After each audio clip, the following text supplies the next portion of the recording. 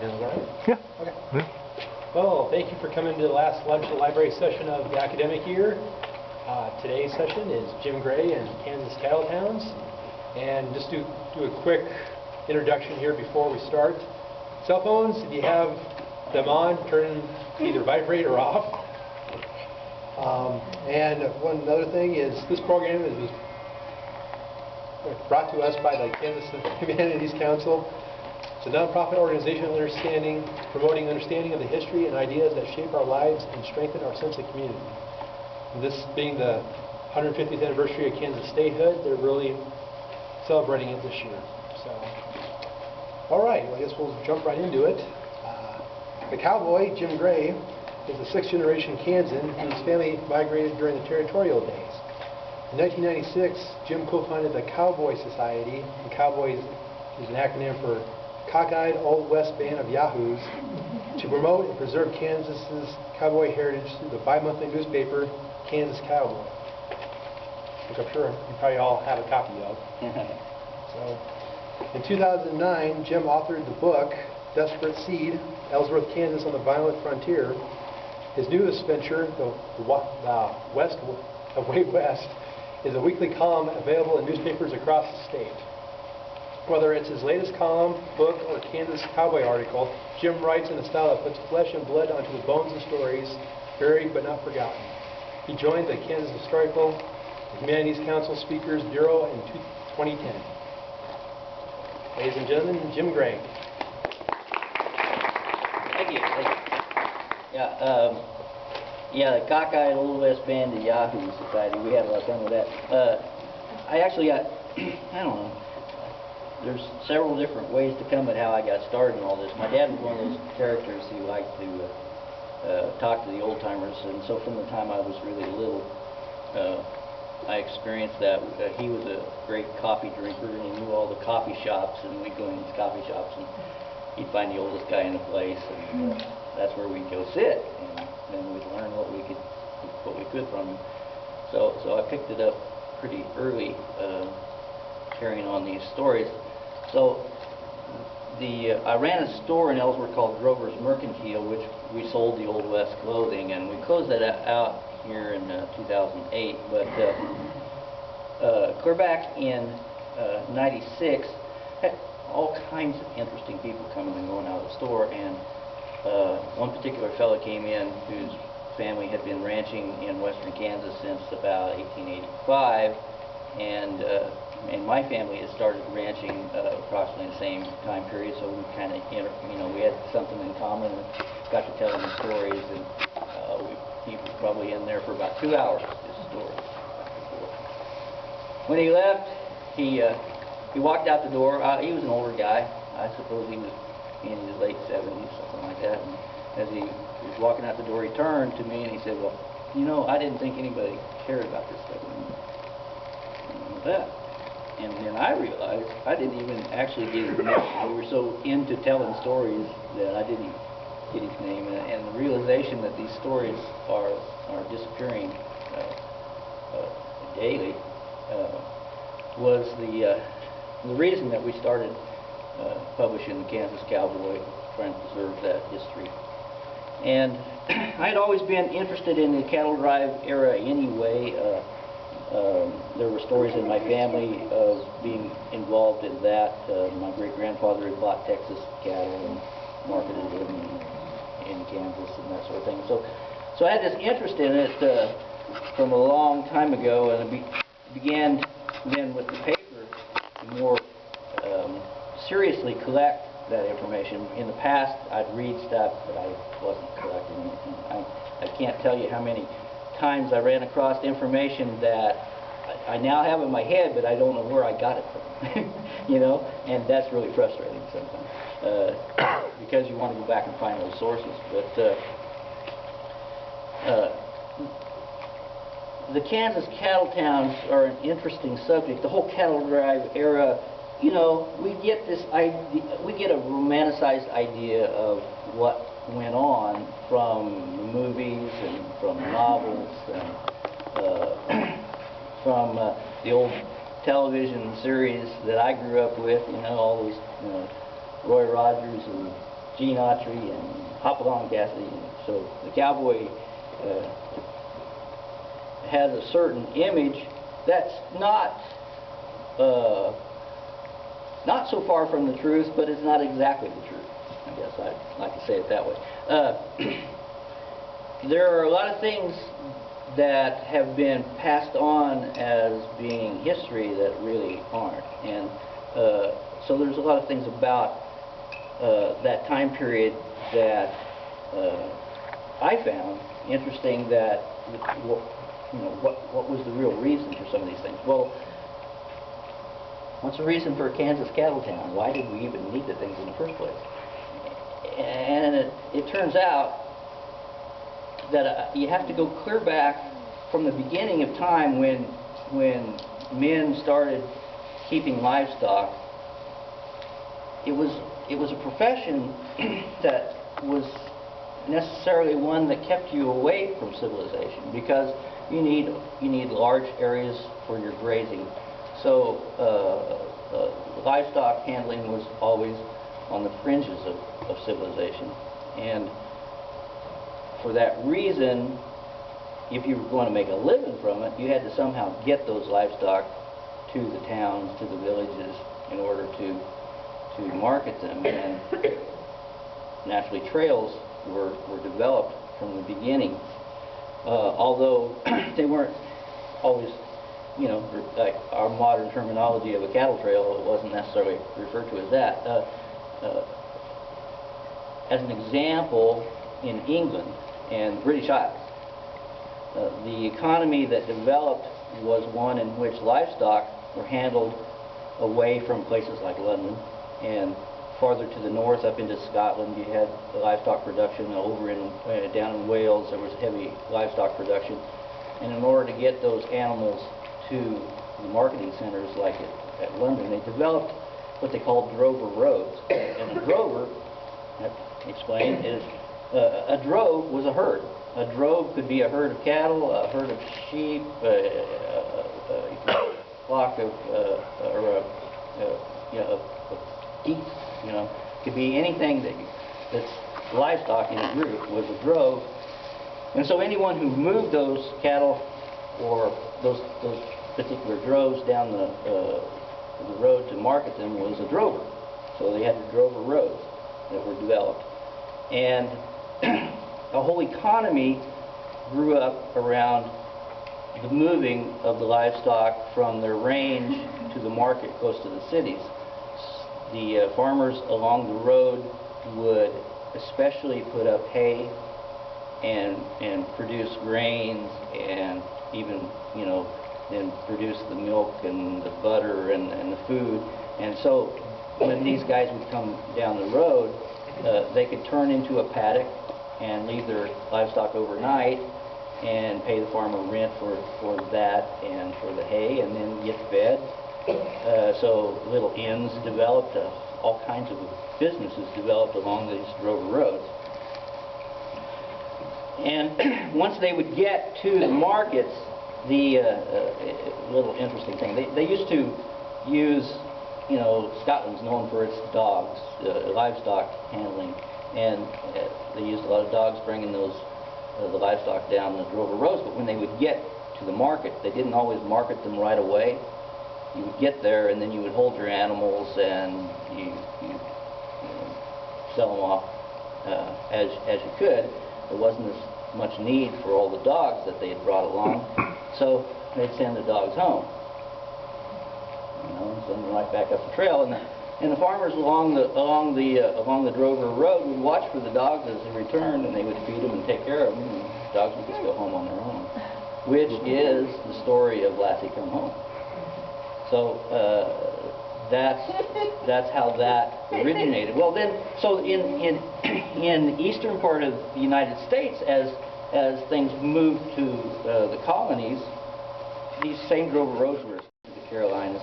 They would market in New York City and Boston and places like that.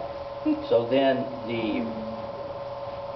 that whole economy again developed along those roads. It's not a real commonly known thing about the history of America, but you can go back into those places and still today find drovers' inns and things like that that mark these old roads. Well, as everything progressed, always the livestock industry is being moved to the outskirts of civilization. Daniel Boone was actually a cattleman of his day, handled a lot of cattle, and he's always moving further and further away from civilization and handling his livestock and then driving them back to wherever he could market them. So this thing progressed down into the Carolinas, eventually settling as far as into Louisiana, and then the livestock industry moved into eastern Texas. Well, that's where it came together with the Spanish livestock industry that had come across from the Caribbean islands into Mexico and then up into Texas, and the two cultures clashed. And you don't call them clashed, they kind of melted together. And it wasn't just it wasn't, you know, most historians will tell you that the cowboy comes from the Mexican vaquero. And that's, again, only partially true, because he actually is a hybrid of this European style of handling livestock and the Spanish style of handling livestock coming together, and the two joined together to make a uniquely different individual, the cowboy. Even in their language, they're interesting little combinations. Like a fellow did a study of the various forms of language used by the cattlemen in different parts of Texas, and in the more heavily Spanish influenced parts of Texas, like a corral was a set of pins, but if it was more influenced by the European involvement, they were cow pens. And interesting, my family comes from Ontario to Kansas. We never called them corrals. They were always pens. It's always been pens. And then in the Drovers Mercantile, I had a partnership with a gal by the name of Linda Coles, and she was raised north of Ellsworth, not far from a trail that continued on up into Lincoln County and who knows how far north, a cattle trail. And there are old pictures that she has in the family of these folks doing their cowboy work, and they were influenced by those Texas drovers coming up that trail. And I never heard Linda ever call them pens. They were always corrals to her. And interestingly, all those people were German immigrants that had come from the 1880s into Kansas, and then they just picked up that culture because it came through their part of the world. So why then didn't we establish these drover roads out here in the middle of the plains? What happened was there was a route that came down through Missouri and into Texas called the Texas Road. That was an immigration trail that then became a livestock trail after the Civil War, known as the Shawnee Trail.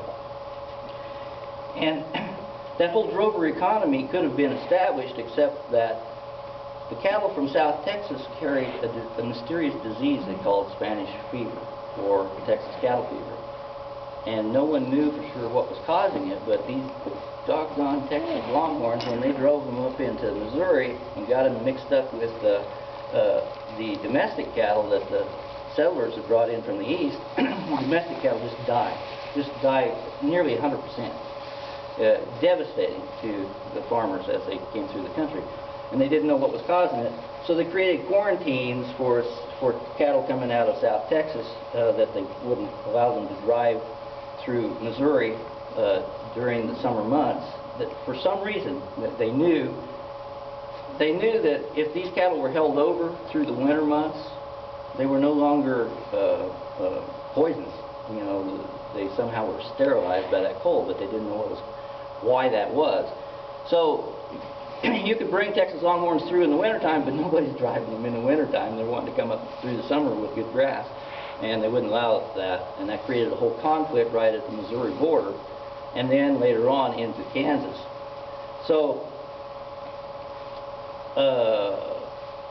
folks tried to find, the markets were like in St. Louis, so they're trying to find ways to St. Louis, and they're going clear around the state of Missouri, either through Arkansas or going around to the north through southeast Nebraska and Iowa just to get to the east.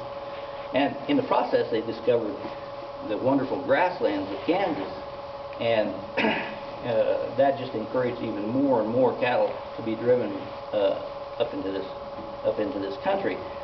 Well, about the time all this was happening, a cattle buyer out of Illinois by the name of Joseph McCoy figured out, well, he was just at the right time.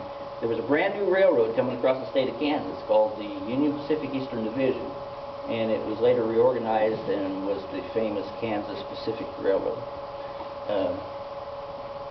He thought, why not put a depot, a cattle depot, out on the plains away from all the settlement? The Texans can drive their cattle to that depot. The buyers can come out from Chicago and St. Louis and buy the cattle, put them on trains, and get them through the settled areas without infecting cattle. Great idea. So he comes out and he finally settles on a little place called Abilene, Kansas. And he built his stockyards there, and the cattlemen began to come in to Abilene from a little bit of marketing that he did. The interesting thing was, to start with, of course, it's right after the Civil War, and these Texans are Confederates. They don't trust those Yankees, and they heard about the stockyards in Abilene, but they're not so sure that they're really there. But by a few herds made it through in 1867, and so he got some marketed. And another little thing about cowboys, everybody thinks they're wild and woolly, and they can be, but it has to do with their environment that they're in, because when they came up in '67 to Abilene and sold their cattle, you read all the reports, and there wasn't anything to do. Once they sold the cattle, they got their money and they went home. They didn't shoot up the town, they didn't terrorize people, they didn't do any of that. They just headed back home and brought some gifts back to their families, and that was it. But they took the news back to all the other big ranches down in South Texas, and at the same time the news also went back up the railroad to Kansas City and St. Louis, and they're talking about all this money that changed hands in Abilene. And so that following spring in 1868, they said you could hear the sound of the hammer all over that Smoky Hill River Valley there, and the town of Abilene was just exploding into a pretty active little city. So when the cowboys hit town in 1868, the streets were filled with saloons and dance halls, and the gamblers were in town, and everything was wild and woolly, and it was a whole new atmosphere. And that basically set the tone for what we know as the Kansas cattle town across the whole history of the state of Kansas. So the towns that were established as cattle towns, I'll jump back. Okay, the quarantine followed them, because as you establish this railroad across the state of Kansas, then of course you got settlement following it. You got homesteaders, and as the homesteaders began to fill in around Abilene, the same thing happened. The quarantine was put in place, and eventually they weren't allowed to drive their cattle to Abilene anymore. They had to find a new market. And the cattle towns moved west was that they moved west with the railroad, and that's not, again, it's kind of true, but it's not exactly true, because by 1870 this Kansas Pacific Railroad went all the way to Denver, Colorado, but they were still in Abilene marketing cattle. So it was a matter of wanting to get your cattle north to Kansas and get them out on the grass up here. They didn't market them right away. The movies will show how the cowboy drove into town, they load their cattle up, they drink until they can't see anymore, and then they ride home. And that's not the way it was. They would come up here and they would establish what they call a cow camp. And they'd find a nice spot with good water and then turn those cattle loose on the range, and a few cowboys to herd the cattle and keep them grazing. They spend the whole summer grazing them and putting weight on them, and then they wouldn't actually market them until September and October. Those were the months when the trains are just constantly in and out of town with carloads of cattle. So you had these cow camps set up all over south and north of Abilene, and then the settlers coming in, and that's pushing that all away. The same thing then begins to develop. The towns are, Newton was a big cattle town because now the Santa Fe Railroad's coming across, and they decide that they want to get in on this cattle trade, so they established the new town of Newton.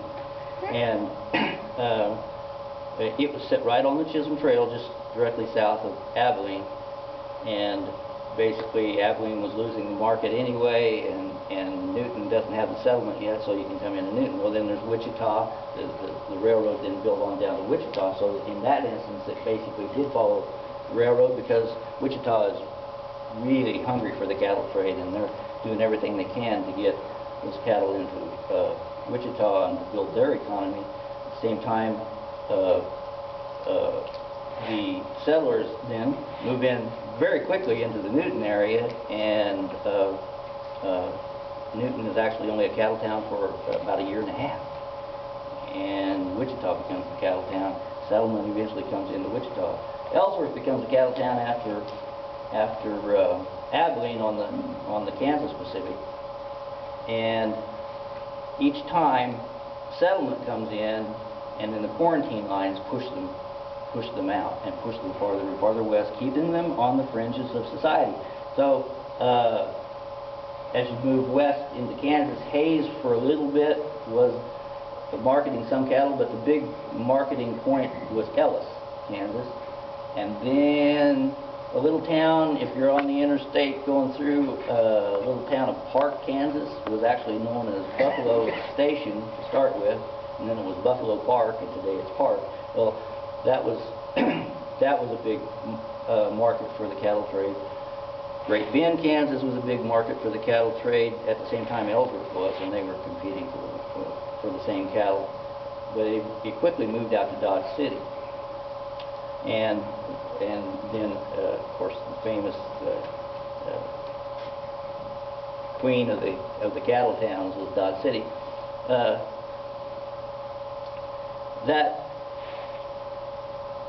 That actually happened. Again, what they're trying to do is get these cattle as close to their markets as they can before they ship them. If they could have driven them all the way to St. Louis, they still would, because it's cheaper than putting them on a train and shipping them. So if they would have been able to drive up the old Texas Road, the Shawnee Trail to St. Louis, they would have done it. But the quarantine kept them out, so they would try to get as close as they could and ship on in from there. Well, Dodge City basically became a cattle town because the whole trailing industry shifted. You had the Chisholm Trail coming up to all these other cattle towns, but in 1874, what they called the Red River War was just in place in the Texas Panhandle, and basically they were clearing the Indians out of that area. And once that was opened up, then the trail drivers shifted west and came up a new trail to Dodge City that they called the Western Cattle Trail. Okay, so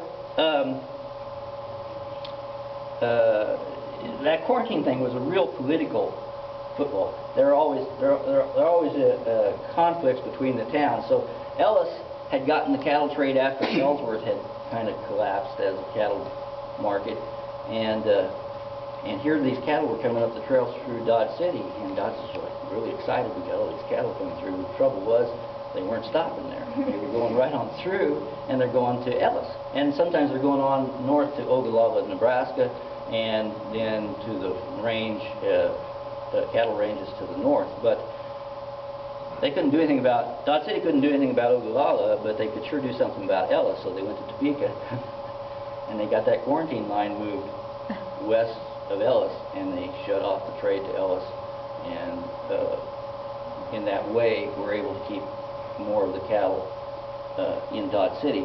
They still could go to the Buffalo Station and load out, but it never did develop a good market there like Dodge City did. And the Kansas Pacific kind of just got out of the cattle business, and Santa Fe took it over. And then there was one more cattle town, well actually a series of cattle towns, but one that kind of kicked it off. When the railroads finally reached the southern border of Kansas in 1880 at Caldwell, and Caldwell developed into quite a wild little cow town, and they thought they were really going to corner the trade, because all of the territory down in Indian territory was really open land. The Indians concentrated their populations in the eastern part of the territory, and there was all this open land that was basically just being used for hunting and a few small herds of cattle. And as the cattlemen were coming up the trail, they developed all kinds of relationships with the Indians, in which they started leasing that Indian land. And so there were tens and maybe hundreds of thousands of cattle that had been moved into Indian territory, grazing and getting ready for the market. And Caldwell opened up, and here was this easy market to come into Caldwell to get the cattle. And another little town east of them by the name of Honeywell opened up. And actually, when you figure the numbers of cattle marketed in just those two towns of Honeywell and Caldwell, they actually marketed more cattle than Dodge City did. But Dodge City was really aggressive. There's a whole sort of thing, you know, the idea of tourism somewhat, we kind of think of it as something we have today, but people would get on excursion trains and ride out to Dodge City just to see Bat Masterson, Wyatt, guys like that. And the same thing had happened clear back in the days of Abilene. People would go to Abilene just to see Wild Bill Hickok. So it was a combination of things that were going on in these towns to keep that almighty dollar turning, you know. So Caldwell, they called it, okay, you're the queen of the cow town, so Caldwell called themselves Border Queen. And there was this huge rivalry, and they got up into 1884, and the whole thing was kind of going sour. There wasn't many cattle coming up, and Dodge City said, what are we going to do to get this thing going again? And they decided they're going to put on a bullfight, an old-fashioned Mexican bullfight for the 4th of July. Caught Caldwell completely off guard. What are we going to do? And so they countered with a cowboy spectacular, which was kind of an early day rodeo, and you know, marketed how all these great cowboys were going to be in town and doing their special skills, but they couldn't compete with a bullfight. And they said even people from Caldwell were getting, you know, headed to Dodge City to go watch the bullfight. But the problem was, even back in those days, you had animal rights people, and they were very anti the bullfight thing, to the point that there were newspaper accounts of the Dodge City bullfight, but not a lot. Caldwell miscalculated again. They thought, okay, if Dodge City's, you know, because it was really hugely successful in Dodge, it just drew thousands of people come to Dodge City to see the bullfight, but the news media kind of hands off, didn't cover it very well.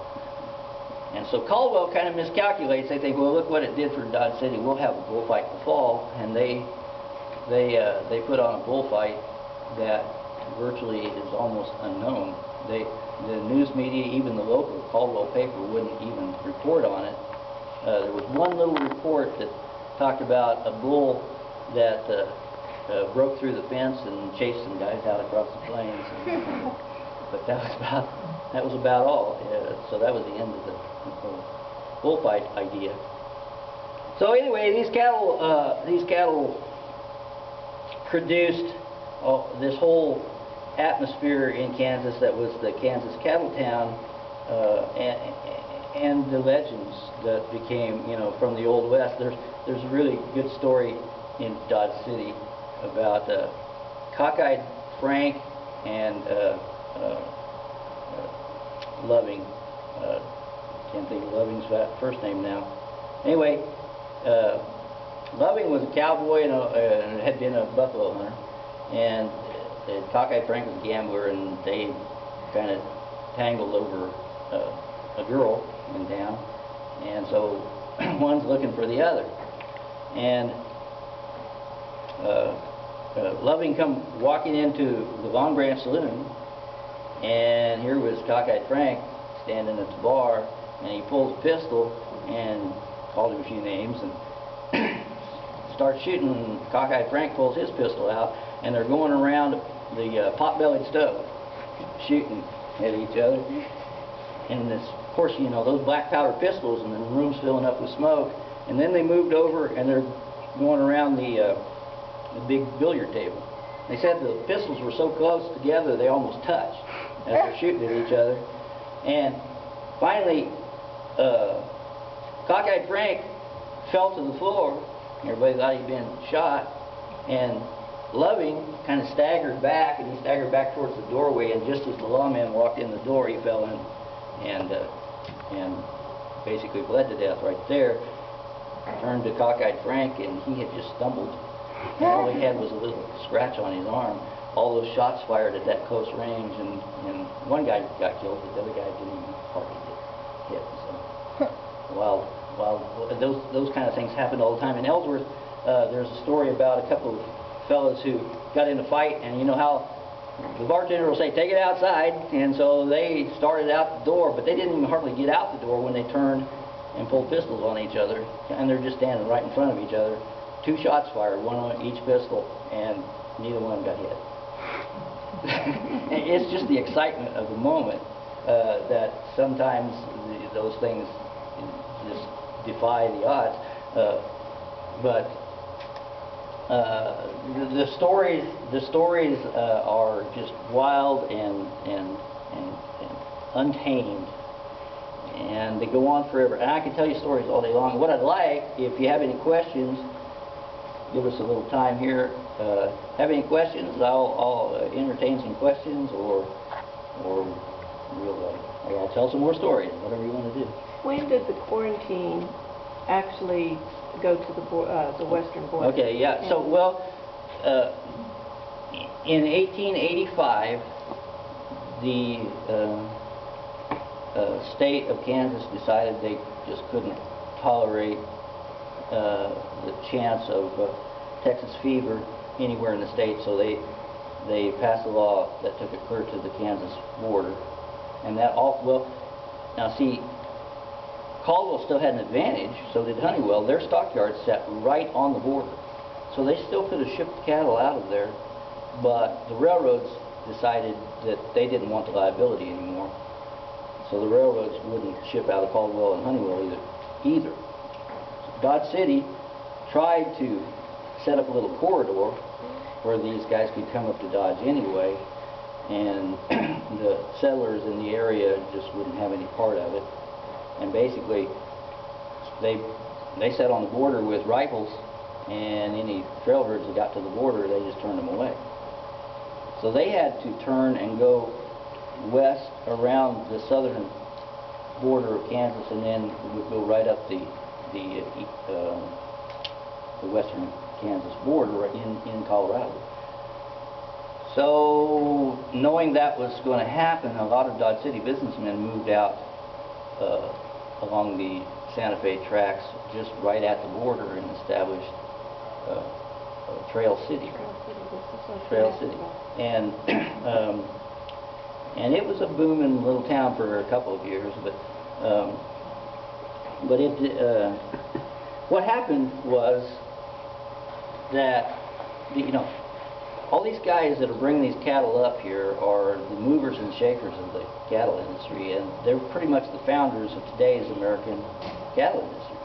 And they held a national convention at St. Louis in '85, and they went to the government with the idea that they establish a national trail up that western Kansas border all the way to Montana. They were, by this time, the whole industry has changed, in which they're bringing cattle into the northern plains, fattening them up there, and then they'll ship them out to Cheyenne. So it's not big cattle anymore that's coming up the trail, it's young cattle. And they wanted this national trail into Montana that would be protected from settlers ever moving in on it. And we'll fence this off several miles wide, and we'll have this ability to get our cattle through, and we won't bother anybody with our Texas cattle fever. Well, the federal government wouldn't do it. And what they're basically asking for was a drover road. They wanted a secure drover road, but the federal government wouldn't go for it, and actually it tended to be somewhat anti-cattle. They were doing a lot of things that were passing a lot of laws that were against the cattlemen at the time. So that all collapsed, and we just moved into a new era in which the cattle drive, by 1900, the cattle drive was pretty well over, completely over. Yes.